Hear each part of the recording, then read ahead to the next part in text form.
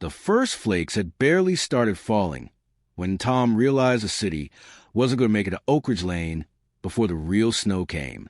He'd been watching the weather forecast obsessively since Monday, seeing the red warnings flash across his phone. Category 3 winter storm, up to 24 inches, winds gusting to 45 miles per hour. The kind of blizzard that changed everything. Tom had lived in the Oak Ridge Estate subdivision for 8 years, and he'd learned one thing. The HOA cared more about manicured lawns and approved mailbox colors than actual community needs. But he was a practical man.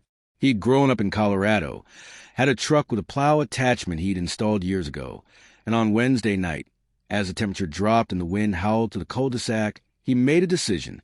By Thursday morning, 6 inches of snow had already accumulated. Tom woke at 5 a.m., the sky still dark but illuminated by the eerie glow of the blizzard.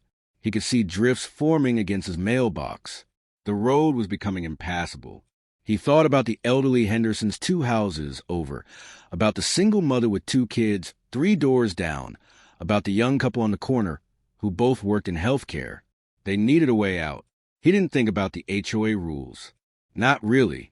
The plow attachment took 15 minutes to secure to his truck bed.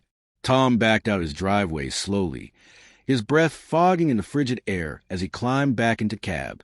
The engine roared to life, and he began working the cul-de-sac methodically, pushing the accumulated snow to the edges, creating a passable lane down the center of Oak Ridge Lane. It was harder than he'd expected.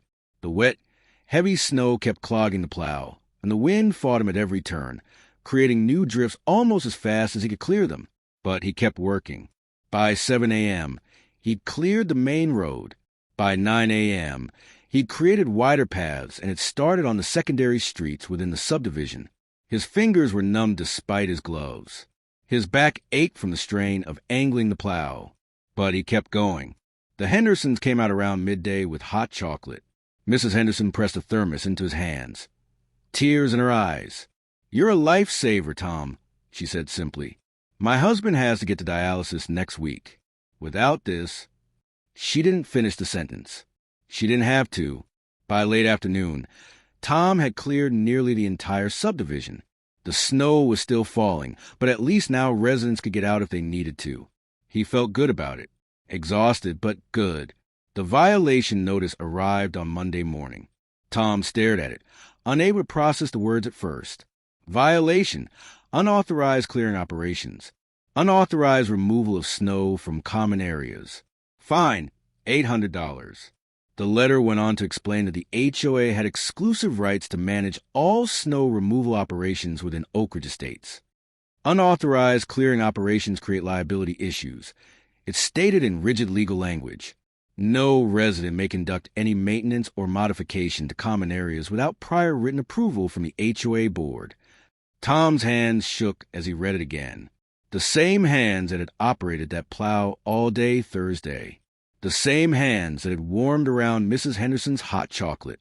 He called the HOA office immediately, speaking with Derek Chun, the property management company's representative who ran the subdivision's day-to-day operations. "Derek, I cleared the streets during the blizzard," Tom said, trying to keep his tone measured. People needed to get out. The city wasn't coming through. "I understand," Derek replied, his voice professionally detached. "And while I appreciate your concern for residents, you violated Section 4.2 of the HOA bylaws. All landscape and site modifications must be approved in advance. We have a contracted service for snow removal. Your contracted service didn't show up," Tom said, feeling frustration rise in his chest. There was a Category 3 blizzard, Derek. People couldn't leave their driveways. "That's a dispute between us and our contractor," Derek said flatly. "But you still violated the regulations. The fine stands unless the board votes to appeal it at next month's meeting." Tom thought about letting it go. He really did. Lots of people would have just paid the fine and moved on. But something in him rebelled against the absurdity of it all. He decided to go to the board meeting in person. The HOA board meeting was held in the community center's small conference room on the 3rd Thursday of January. About 30 residents showed up, mostly to discuss other issues. new parking regulations, a dispute about a resident's exterior paint color, and budget allocations. Tom sat in the back, his violation notice in his pocket like a ticking bomb. When the board chair, Patricia Moss, opened the floor for new business, Tom raised his hand. Patricia glanced at him with barely concealed irritation.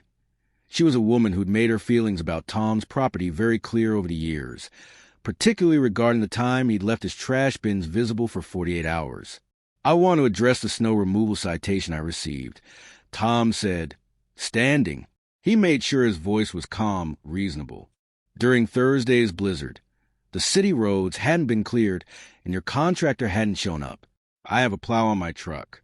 I spent 8 hours clearing Oak Ridge Lane and the secondary streets so residents could access emergency services if needed."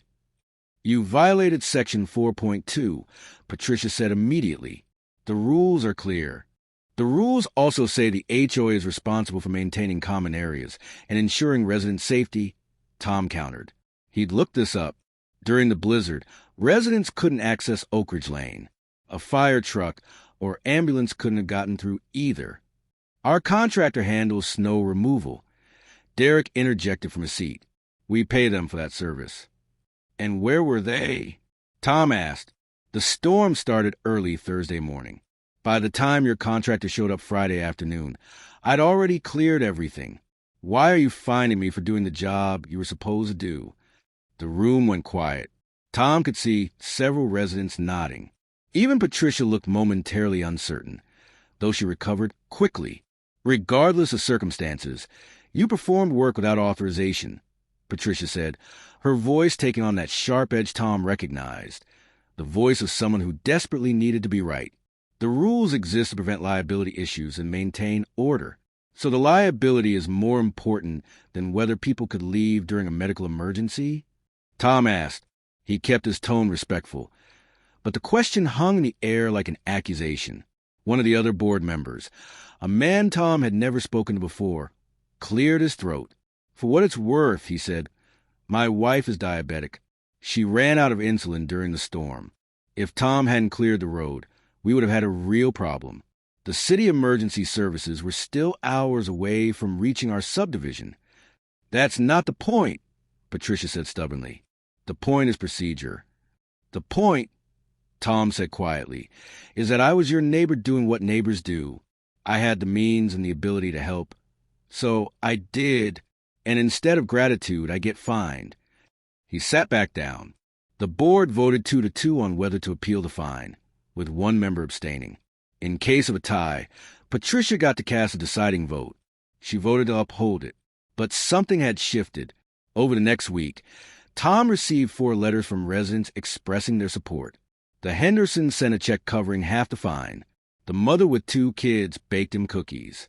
Even the local news got wind of the story somehow, and a reporter called asking if he wanted to do an interview. Tom considered it, but ultimately declined. He didn't want to make it a circus. Instead, he decided to fight it differently. He attended the next board meeting with a petition signed by 17 residents. He brought documentation showing that his truck had been the only thing preventing medical emergencies during the storm. He brought a letter from the city's emergency services director stating that snow removal was indeed necessary for emergency access. He brought receipts showing that the HOA's contractor hadn't even been called until Friday morning. And he brought something else. He brought civility. He didn't attack Patricia or the board. He presented facts. He smiled. He was the adult in the room while they scrambled. The board, unable to justify their position with the petition in hand, and residents watching carefully, voted 3-1 to overturn the fine. Patricia, of course, voted no, but she was outvoted, and her power had been checked. As Tom walked out of the community center that night, several residents stopped to shake his hand. Mrs. Henderson hugged him. "Thank you," she said simply.